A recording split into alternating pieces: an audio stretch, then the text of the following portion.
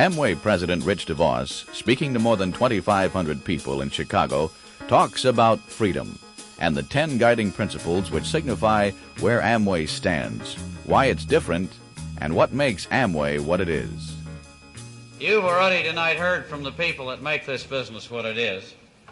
And when they talk about giving credit where credit is due, there is really one person you should always be minded of as the person who really made Amway true for you. And that's the person who brought you here. That's the person who first told you about Amway. That's the person who first had enough faith in you that they wanted to share their hopes with you and extend to you a chance to do something more with your life. We are blessed people. We talk a lot about freedom. We talk a lot about opportunity. But tonight I want to talk to you a little bit about some of the principles that guide this business. And the reason I tie them into the words freedom is because we are a very big business today, and that freedom is something you can only have for yourself when you are in turn willing to give it to another person. And it seems to me that it's an amazing thing how many people forget that. And I don't care if it's a young group that's demonstrating in the streets, or if it's an Amway distributor who blithely steals somebody else's customer and says, well, they've got a right to be in whatever group they want to. In both cases, it's a situation wherein you are tempted to deny another person his freedom so that you can have a little bit more of your own. My father-in-law used to tell me that freedom is the right I have to wave my arms, to do what I want to do. I'm free to wave them.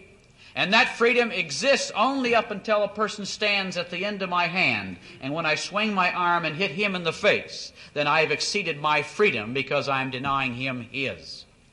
We are entering a new age when we must be very careful about how we exercise our freedom so we don't deny it, or should I say, so we do it in such a way that we share it and extend it to the next person. When I look at and where we've come, and the price we've paid because we cared to preserve somebody else's freedom, I'm proud of it. Well, I'm proud of Amway, as you can well imagine. And I'm proud of you people because you are what make Amway, because you stood for it. And a lot of you here tonight are here for the first time, and you've seen evidence tonight of people who had poverty, of people who were poor, of people who were from different nationalities, of people who were deprived. But when the Amway story came to their door, they said, that's my chance. And they didn't stand around and quibble or cry and say, somebody do something, because the Amway opportunity is one where we say, I'll tell you what, we'll give you a chance, buddy, but you're going to have to do it yourself. Because this is a do-it-yourself, a self-help program, and it's the most tremendous solution to social and economic problems that was ever brought to the people on this continent. I would far rather give a man a helping hand than a handout, because then when he grows, you see, then when he grows because he did something with the talents he was given. And you know it's even more important, and that is the person who's taken that handout doesn't want it any more than you want to give it to him, because what they want is your hand. What they want is a little help and a little counsel and a little encouragement. I've never met a person yet who liked to take charity. There may be some. But our great challenge will be to lift those people up who don't know how to get up. What are the foundation stones of this business? What are the things we built on? We publish them because we live in an age when a lot of people are confused about business. They've got funny attitudes about free enterprise. They wonder about consumerism. They laugh at door-to-door selling. They talk about pyramids and multi-level and chain groups. And we decided we ought to let the world know where we stand and why we're different and what makes Amway what it is, besides the heart and souls of people that build an organization. But when you commit your time and effort to a company, then you ought to know what kind of people are behind that company. One of the first foundations in this business that we established when we began was that we must develop a legitimate retail market for our products. Now that one gets glossed over a little bit in this business, and every once in a while I hear some people say, well, we don't sell. You don't have to sell to be an Amway. Well, let's just clear the air tonight. Our only legitimate excuse for being in business is not to see how much money we can make, but to render a legitimate service in product and in our delivery service to the consuming public. And unless we fulfill that obligation, we don't deserve to be in business. Because the only justification for a business, whether it's a corner store or General Motors, is when it delivers a good product to the customer at a fair price and services them as they should be serviced. And so anybody tells you that there are shortcuts to building a business, I want to tell you that the fundamental principle, the fundamental reason for justification of existence at all must lie in our willingness and dedication to serve our customers. That's a principle in this business. And if you were told you didn't have to sell, then you're a little more naive than you should be. Because selling is what makes any company, any organization grow. You can call it moving products, you can call it servicing customers, you can call it anything you like. But ultimately the product must be sold at a profit for your survival. We dedicate ourselves to that effort. The products are accepted. They do buy with a wide open guarantee. You don't have to apologize for your product offering. Use them with great confidence and tremendous assurance that what you're offering people is right and is valid. We have some rules in this business. We do that to maintain a semblance of balance and control on this business because we know that there's no free ride in any business. Each person must carry his weight and earn his place. Well, the second point we have here and deals more specifically, I think, with our rewards based on sales. This is a pretty important thing, and it was built into the Amway sales plan from the beginning. The concept here says we don't pay bonuses on your ability to buy. We pay bonuses on what you've sold. Because we don't want any person to join this organization and invest his money hoping for a quick return. Because we know that you can't get a return on buying, you only get a return on selling. Not too long ago, quite a while ago, Jay and I went in the toy business. And Christmas is coming, and in the toy business, you see, you get your toys all made in the summer for that big Christmas rush, and we sold rocking horses. They hung on springs, and it was a great idea, except for the fact that that year, the company down in Kentucky or somewhere in there came out with a product called Wonder Horse. Ours was a flat board with a handle. And Wonder Horse was a beautiful molded plastic deal. We made 2,000 of those horses in anticipation of the big season, and we sold 4. Oh, you say, what's that got to do with it? Well, it's not much different than if you bought 20 bottles of LOC and sold 4. You got 16 too many. And you can count all the profits you like that you might have made on the other 16, but you won't have a nickel until you sold them. And up until then, all you got is a loss. And so we built a safeguard into Amway, which says basically, you will not profit on any person you bring into the business until they profit. We went through this with a sales kit. We've always said, no, sir, there will be no profit in the sales kit. Because there is no sense in profiting at signing. And so the principle behind Amway has always been simple. It says, we will build the people and the people will build the business. We will make the profit only when the newest distributor makes the profit. And when you profit, then your sponsor will profit and not before. And that's a principle of this business, and you can be awful proud of it. And you don't ever have to apologize for it. Now, there's no finder's fees in Amway's. There's no franchise fees. There's none of this.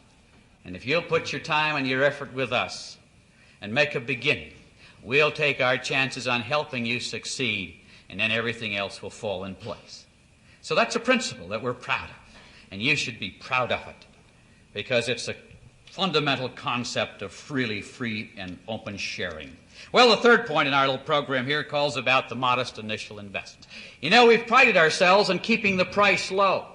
A while back, a guy called me from San Francisco. He said, I want to buy $1 million worth of Amway product. You think I'm kidding? I'm not kidding you. I said, I'm not interested. Well, he says, really? He said, I'm not kidding you. He says, you just says you're not interested so casually. He says, you drunk or something? He says, no. Says, we have a plan, and if you want to get in the business, you can buy a kit. He said, I got a cashier's check here for $1 million. Not interested. He says, I'm going to, you want my name, don't you? He says, you change your mind. I couldn't care less. I says, who you are? He said, let me give you my name. I said, don't bother. And he says, are you all right? I said, I'm fine. He said, I'm talking about $1 million. I want to buy $1 million worth of Amway. I said, so what? I said, we don't do business with you that way. If you want to get in, join with the guy who told you about Amway. That's the only way you get in Amway. You start like anybody else. I don't want your money. Buy a little kit and start out. And when you learn to sell $5 worth, come back and buy some more. But don't buy $10 worth until you learn how to sell it. Because profit is only realized at the time you sell it. Now, there's a lot of schemes running around the country in pyramid and multi-level selling, and they say, well, if you'll buy $5,000 worth, we'll give you the full discount right away, and you'll make all the money. If you just buy $5,000 worth. I'll tell you what you made when the night's over. You're out $5,000. That's what you're out. You haven't made nothing. Anybody can buy. There's no profit in buying. There's only profit in selling. And we never want you to buy any more than you're capable of selling. So we don't want your money tonight. If you got $1 million, I don't want it. If you got $5,000, I don't want it. A while back, a guy down in South Carolina got an Amway, bought $7,500 worth. He said, I'm a direct distributor. He called up. He was very proud. He said, I'm a direct, boy. We looked in the file. I said, hey, we don't have an application on you. Well, he said, I just signed up. So, well, how many distributors you got? He said, don't have any yet. I said, well, how'd you get to be a direct? He said, I just bought $7,500 worth. He said, the order's down here in the warehouse. You just shipped it to me. I just got it. It's all in my garage. It's full. I'm a direct. I said, would you do me a favor and ship it back? I said, I'll send you your money back right away. Please, can you buy $50 worth? I mean, keep a few of the products and try them, and if you like them, then you can get some more later on. Well, he says, this guy that signed me up, he told me this is how I did it, and if I bought all this, I'd get the discount right away, and I'd earn the top discount, and I'd be a big shot. He says, forget it. You're nothing, except you're poor. That's all you are. So I talked to him. He shipped it all back to the Atlanta warehouse. And the guy who sold it to him, well, I charged him the freight both ways, 5% handling fee, charged him all the surcharge on it, and he hasn't done that again. This is awful important.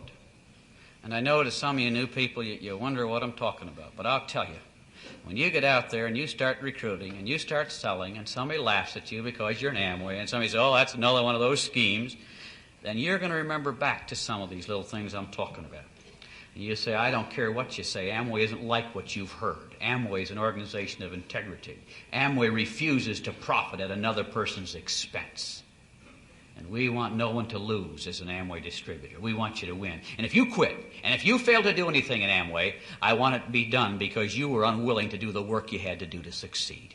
Just about everybody I've ever met who never did anything with Amway said, well, let's face it, I didn't work at it. And they didn't go out of this business any poorer. They went out richer for the experience, even though they didn't do much more with it. By the way, don't give credit. If some guy's to one of your meetings and he wants to get in, so why don't you give me a starter pack? Would you just say no? Or sell it to him at retail? From day one that I've been in the business, I've been vitally opposed to extending credit. That's a principle of mine. And if they can't put forth the effort to do that, why waste your time with them? Because they're not going to do anything else either. I tell you the problem. This business goes so cheap, a lot of people can't believe it. If you're going to open up a pizza parlor under the franchise deal, they need $50,000, and they're going to take 8% of your money. They get all sorts of deals on what they're going to take from you. So you go out and sell their stuff. Now, Amway says just a little bit and get started. You can get started for less. You don't have to buy the starter pack. Just buy a bottle of LOC and try it and see if you like the product. And you will be sold and you'll start from there. It's within the range of everybody. That's what Amway stands for. Amway is an opportunity for people from all walks of life, rich or poor, young or old, black or white. We don't care what your education level is, where you come from. It's a chance for them to become a part and to build their own business in the true free enterprise tradition on a cash basis. To extend to people a chance to make such a beginning. And so we're proud we've kept it within the range of anybody who wants to do that. Well, number 4 here says that the Amway opportunity is the same there for everybody. I don't care who you know. Every day, calls come into the office, and somebody says, well, I'm from Chicago, and I've been in the direct selling business, and I've got a couple of dozen salesmen under me, and we sell little cookware and cemetery lots, and we really know how to do things. We've heard about this Amway, and I'm sure you have just see him on the phone as he struts, you know. I'm sure you have a place for people like us who are professional in this deal, and I've got some money, and you must have something direct with the company for special things like this. And I said, who told you about this? Well, he says, a plumber friend of mine. I said, go back and find your plumber. Well, that's what Amway's all about. Equal opportunity for everybody. And if you looked at the people who came across this stage tonight, they were short and tall, thin and fat. And they came in all shapes and sizes, from well-educated airline people to painters. Just like you, just like me, just people who took a hold of a chance and went with it. And, you know, whenever you look at it direct, when you watch these people come up here and you wonder whether you can do it, you better know one thing. They started just where you started. There was no shortcuts for them. They went through the same trials and the same tribulations. Well, number 5 here says that we have a long, successful history. It's no unproven, fast buck opportunity that may fade away next year. And although you come tonight and you look at this room and say, oh, my word, how could I ever sell anything? Everybody in town must be buying it. I'm sorry to say that some of you in this room are doing a pretty lousy job of selling. You're recruiting pretty good, but you're not selling good enough. We haven't even begun. I know you're pretty proud of what you've done. I know some of you are doing well, and you're making money, and you got new homes, you got new cars, and some of you got airplanes, and it's fantastic what you've done, but you haven't started. You really haven't started, and neither have we. We got it all laying out there for us. So get it. Well, now, number 6 here says that we manufacture our own products. I say that to you, it's an issue. Because, you know, in this industry, you know, we wouldn't have to make our own products. All we would do is go to some big aerosol company, and there's several here in Chicago, and say, make us this product and make us that product under our label. Most of the aerosol products you see on the shelves in your store aren't made by that company at all. They're made by some job packager who fills under their label. There are other people who make powdered products. There are other people who make liquid products. All we do is buy it from all these people. They ship it into the warehouses we designated. And, man, all we do is run the sales end. And all we do is say, I tell you, if things get a little rough, man, we can run fast. You know what? That's the way most people in our industry have done it. They don't control their production. They don't even attempt to. They don't even want to. They want to stay loose. They come into town and rent fancy offices, but they only rent them. They never buy anything. The Cadillacs they drive, they rent by the week, because that's how fast they keep up with the payment schedules. Don't be misled. We're not going to run out of them. We are in this together, and when you come to Ada, and if you ever get a chance, we'd love to have you visit us. We have tours every day. Thousands of people tour the plant year in and year out. You'll see the new buildings and new facilities, because we are going to produce products of top quality to back up you in your business endeavor. And by owning and managing the manufacturing facility, we can guarantee those products to you. We can make them better when we can. We aren't at the mercy of anybody on the outside who says, oh, well, so I lost that account. But you can't afford that, and neither can we. Well, number 8 here says Amway distributors operate under a strict code of ethics. Now, that's important, because as we become more concentrated, we have to be careful how we operate and treat each other. This gets down to making sure that before you try and get a new customer, you make sure you aren't trying to steal somebody else's customer. Now, that's a simple thing, but that comes down to mutual respect. That comes down to my freedom story. If you want to have a right to sell customers and be protected on the customers you sell, you can only have that when you protect the rights the other guy has to the customers he sold.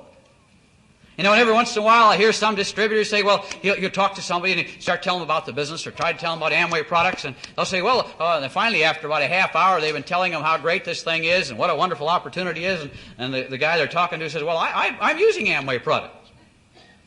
And the next guy says, when is the last time he delivered to you? And you say, well, let's see. It was 31 days and 2 hours. Oh, goody, I can steal you.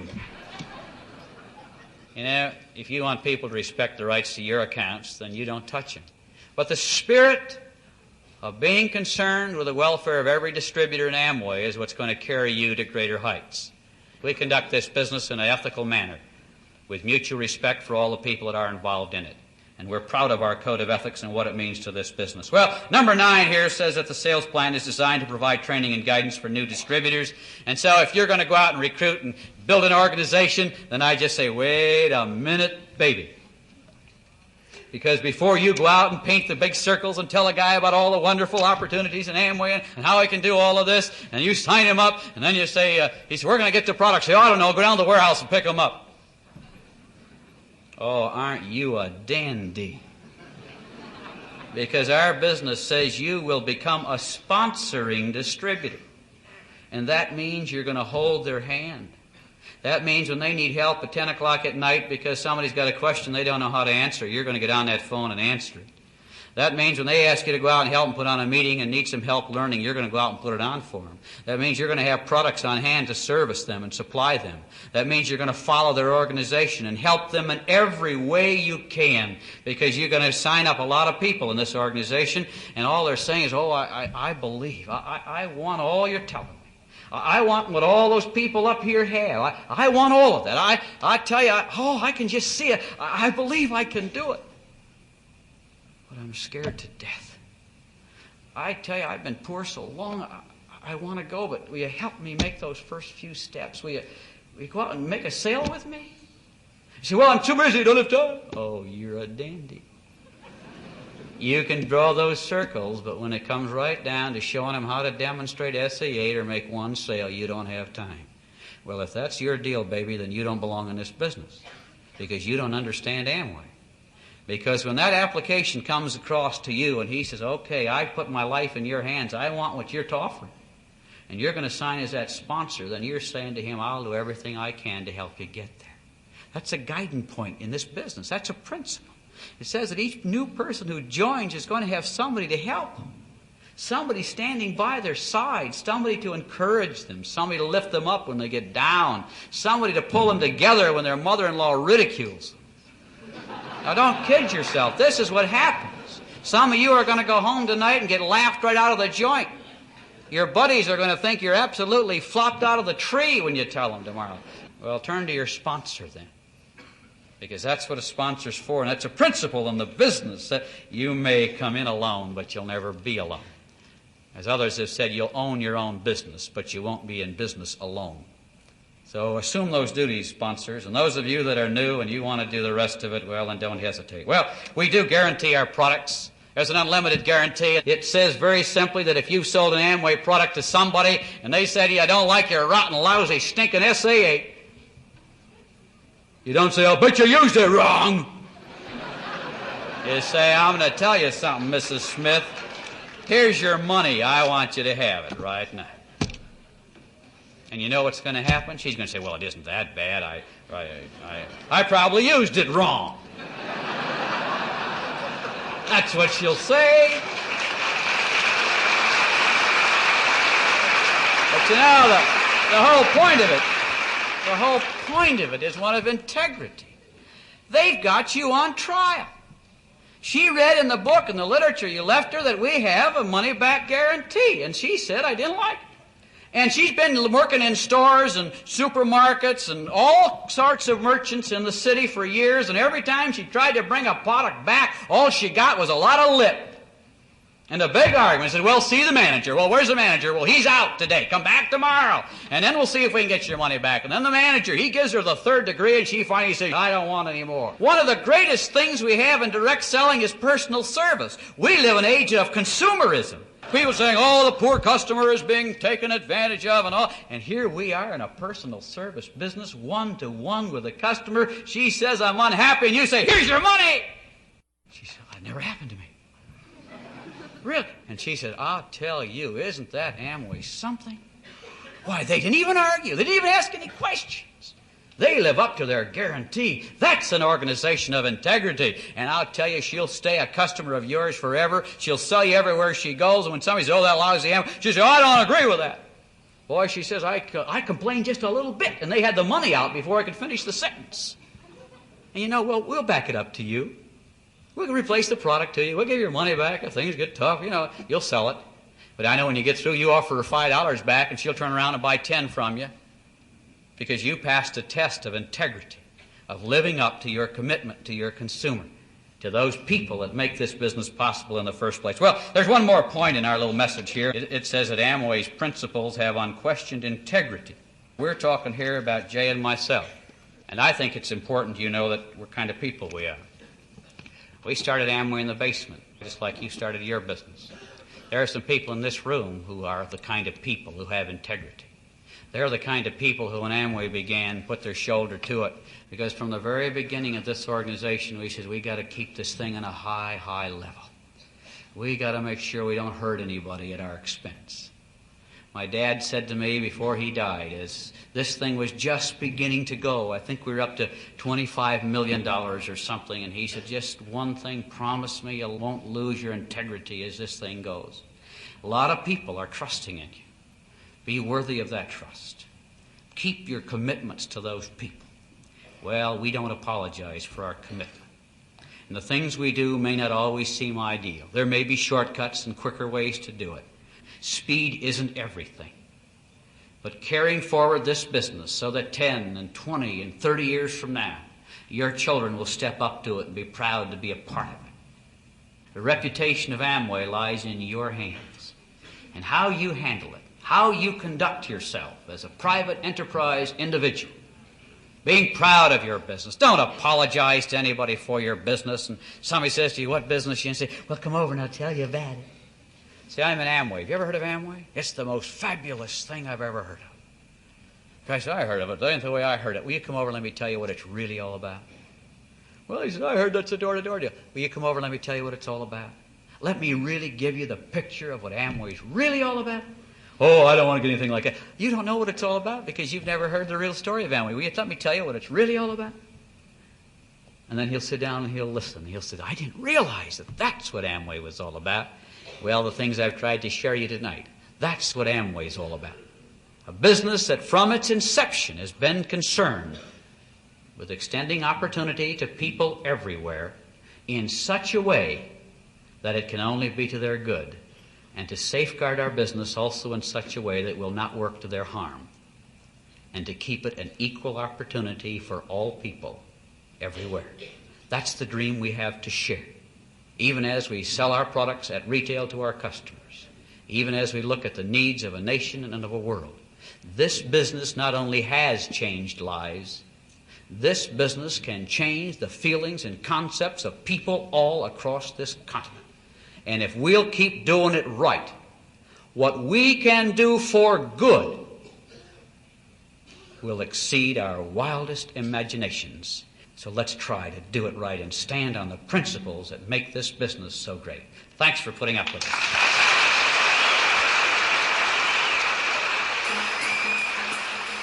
Before Jay Van Andel and Rich DeVos organized Amway, they had built one of the largest, most successful direct distributorships in the country. Based on their experiences, Amway Chairman of the Board, Jay Van Andel, here discusses one of the most important aspects of managing a business, delegating. The introduction is by Rich DeVos. You have been putting up with all of us, except the one guy you're going to have a chance to hear tonight. And I just thought rather than just bring him on, we ought to, give him a little ruffles and flourishes or something. In any case, as most of you know, Jay and I have been friends since high school day. We've been in business since right after World War II, and so it's always a pleasure when we work together. And it's my honor now to present the chairman of the board, Jay Van Andel. Okay.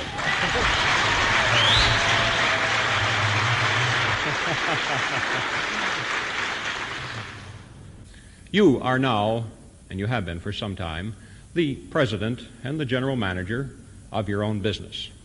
Your business started very small, and it's growing bigger and bigger. And I'm sure that you are dreaming and hoping that it will become even bigger. Because reaching and becoming a direct distributor is, after all, not a final goal, but only a door through which you are passing or a stop along the way. And although it seemed like a far-off goal at one time, it's now behind you, and you're going on to new goals and new successes. Now, a great many businesses, in fact, practically every business, starts small. And some grow, and some continue to grow, and some stop growing. Just because a business starts doesn't mean it's automatically going to continue to grow forever. Howard Johnson, when he started his little hot dog stand, didn't automatically find his business becoming the Howard Johnson line of restaurants. Mr. Sears and Roebuck, when they were in the watch business mail order, didn't automatically become Sears and Roebuck's. Nor did J.C. Penney's little small dry goods store automatically grow into the J.C. Penney chain. And likewise, your direct distributorship is not automatically going to grow to a diamond direct distributorship or double diamond direct distributorship or crown or beyond, unless you do certain things beyond merely watch it. And the first thing I think that becomes so very important to you at this point as your business is growing is to remember one of the basic rules of all business, and that is that the first business of every business is to get and keep customers. Because a business that doesn't have customers has nothing. Now, what do I mean by getting and keeping customers in our business? I mean retail customers. You have the retail customers, the people to whom you sell products to yourself. Now, you say, now that sounds very simple. I know that my first business is to get and keep distributors and customers. But, you know, the problem is that things begin to get in your way. Things begin to get in your way the bigger your business becomes. And you find yourself oftentimes spending less and less time at the very essence of what makes a business successful. Let me read to you a little story about going fishing, and I think you'll see what I mean. The fish were biting like mad. A few hours of fishing could be arranged by leaving at noon on Friday and arriving at the cabin by midnight and being at the log jam ready to fish at daybreak. It was no fun to go alone, so I invited Sam to go along and to meet me at noon the next day. Then things began to get in the way. Little things, just ordinary things. So little one could brush them aside with a feather. But in the total, they built up to momentous proportions. Sam Ashton arrived 2 hours earlier and invited the families to go along without saying anything to me. My wife had to get her slacks from the cleaner. She then spent 2 hours hunting for her high-top shoes. Relatives dropped in unexpectedly for lunch. Then we had to wait for the children to get out of school. Groceries had to be purchased. We were finally on our way and halfway to the cabin by midnight. Daylight broke before we reached the cabin, and the girls insisted on stopping for breakfast. At the cabin, fires had to be built, the children fed, lunches packed, before we were at last in the boat and headed for the log jam. When we finally reached the log jam, we had just 1 hour's fishing. In retrospect, the fishing trip for the big walleyes that were striking is very interesting. It's a laugh now, for on that weekend we spent a total of 49 hours to get just 1 hour's fishing, because things got in the way, and every one of the obstructions was just a little thing. This is what happens in a direct distributorship, too. The little things that get in the way of operating your business and of getting and keeping customers. This brings me to the second little part of my advice to you as managers and operators of your business. And that is, in order to prevent things from getting in your way, it will be necessary for you to delegate or you will stagnate. Delegate or stagnate.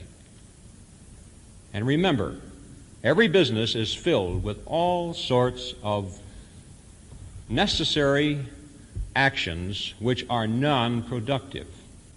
And you'll get trapped into those yourself unless you are very careful.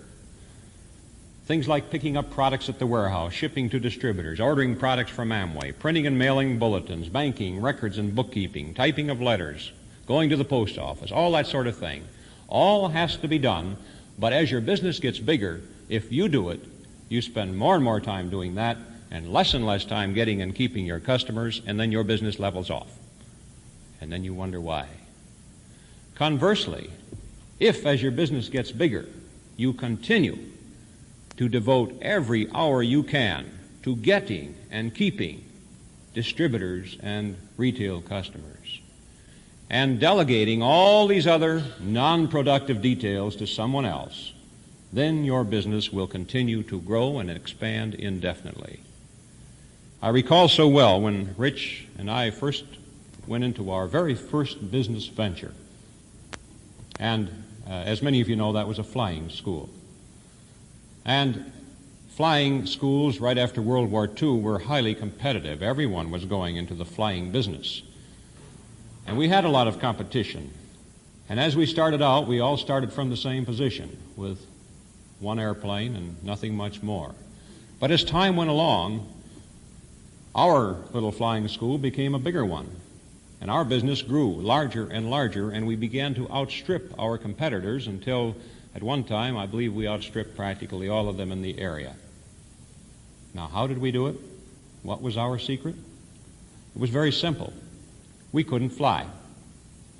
And because we could not fly and teach people to fly, we spent our time on the ground getting customers while our competition was up in the air with one customer trying to teach them how to fly.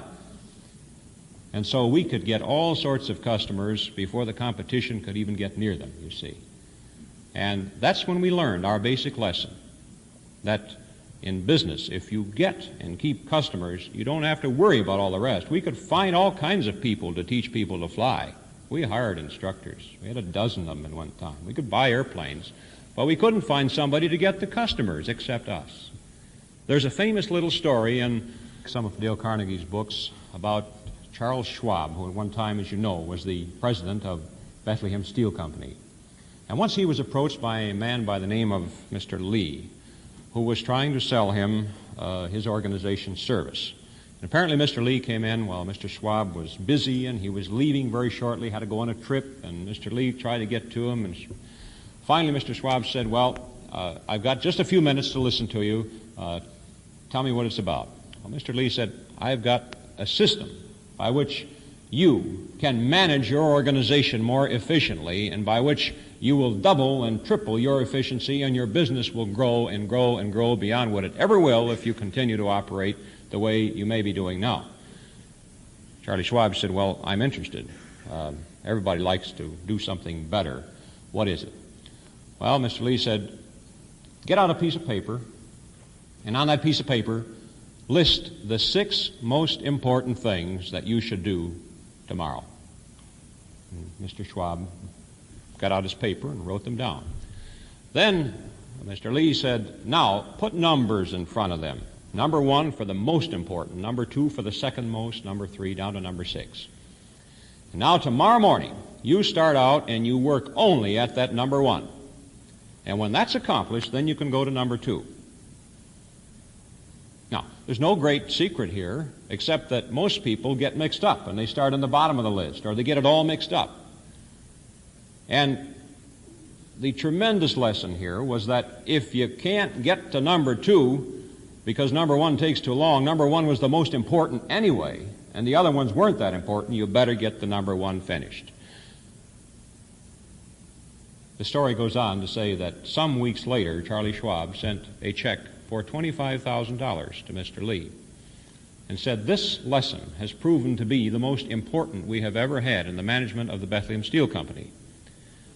And he gives it credit for building the Bethlehem Steel Company to the largest independent steel company in the world, and for making his own fortune of over $100 million. A simple lesson of doing what is important in a business and not doing the other things, or not worrying about the other things. Because the first business of every business is to get and keep customers. And if we keep that in mind, this kind of activity, the ones that have to do with recruiting of distributors personally, of getting personal customers, of holding sales and training meetings, of group recruiting, of counseling with your distributors, developing and applying all sorts of motivational techniques. If you spend your time on that, and no time on the other things, then your business will grow. And on the other hand, if you get bogged down into all sorts of non-productive things, you may, as a bookkeeper, develop the best set of books in the business and find your business and your books only tell you that you're going broke. You may develop the best shipping and the best warehouse in the business, but find that the shelves get dusty because the product doesn't move. All because in doing so, you may have neglected the fundamental of getting and keeping customers. There's a man by the name of George Gissing pointed out, I think, an interesting little twist in this matter of how we use our time in business. We've all heard the old cliche, time is money. Everyone said it, I'm sure. But he twisted it around and said, money is time. And that's so true in our business. Money comes from the way we spend our time. And it's, I think, of utmost importance in building an Amway distributorship larger and larger and larger. I have a little saying here that I picked up at one time. In every organization, we find it's made up of four kinds of people. The wishbones, who spend all their time wishing somebody else would do the work. The jawbones, who spend all their time talking but very little else. The knucklebones, who knock everything that everyone else tries to do. And the backbones, who get under the load and do all the work. And that's probably true in an Amway organization as well. Someone once put it this way, the hard part of making good is that you must do it every day, and success depends upon the proper functioning of the glands, the sweat glands being the most important. As a manager and as president, general manager, chairman of your own business, you have joined the ranks of people that we call entrepreneurs. Entrepreneurs are people who build, own, and operate their own business. It's been said about an entrepreneur that he'd probably rather be captain of a rowboat than first mate of a battleship. And that's why a great many people start businesses that are very small and are happy even though they may be small. But most entrepreneurs also dream, and they have ambition, because they are creators of business, but they also are after the rewards and are willing and have the courage to take the risks to get the rewards. I think we could probably classify people in the world in two broad classifications, one of which I would describe as thermometers. Thermometers are gauges that record environment, and there are people like that. They record the environment, they get all heated up, but they don't do anything about it. A thermometer conforms. It becomes just like the air around it, but nothing happens. Opposed to that are the thermostats. Now, the thermostat also records the environment, records the heat or the cold. But a thermostat does something about it. It puts into operation the various latent forces that bring about a change. And I think you, as successful direct distributors, undoubtedly belong to that classification of people who do things. And you are seeking other people, and you brought them into your organization who do things. And you have, and I congratulate you on this, the qualities of successful entrepreneurs. One basic quality of a successful entrepreneur is the ability to recognize a trend, to ride the crest of a wave. You showed that when you became an Amway distributor, because somewhere at that time, maybe it was a little hazy, but somewhere you saw the possibility of making your dream come true, whatever that dream might have been. And perhaps the dream was not very big at that time. And perhaps it was only a glimmer that maybe Amway might make it work. But you saw this, and so you were willing to become an Amway distributor. And even after you became an Amway distributor, you may have gone through a period of certain amount of inactivity before you finally got the light and began to move. You may have marked time for some months, in some cases even a year or more, before the message finally got through. But another trait of a successful entrepreneur carried you that far, and that was aggressiveness, ambition. Ambition is one of the basic traits of success. I like the story about a fellow in New York who was seen going into second-rate office buildings, asking to rent some offices. And he'd look around and he'd look at the offices and check with the manager. Then he'd ask the manager if he could see the elevator. And when he looked at the elevator, he'd look at it and say, boy, that elevator's in bad shape. In fact, it's in such bad shape, I wouldn't ride in it. And it must be that if your elevator's in such bad shape, the entire building must be in bad shape, must be badly managed, and I guess I'm not interested in renting. And he'd leave. A couple of days later, his partner would come along. He sold elevators. That kind of ambition, they got things done, you see. I think also, as successful entrepreneurs, you have shown the ability to dream. And your dreams, I'm sure, have gotten somewhat bigger as you have tasted of success in your Amway opportunity. Because you see, you have what every dreamer would love to have, the means to make the dreams come true. I once heard a man put it this way. He said, whatever the mind can conceive, man can achieve. And I like that. That feeling that your dreams, if you can dream them, you can make them come true with your Amway opportunity. We received a little letter one time from a distributor, which had, I thought, a fitting closing thought. She said, one Saturday night while glancing through the paper, I came across this. It goes like this. When a man has seen a light or has been possessed by a dream or has been captured by an ideal, he must not rest until that light or that dream or that ideal can be shared with his fellow men. He dare not hold the treasure for himself alone, or it'll disappear as dewdrops in the sunlight. And I think this essentially is Amway, isn't it? An excitement that we share with many others.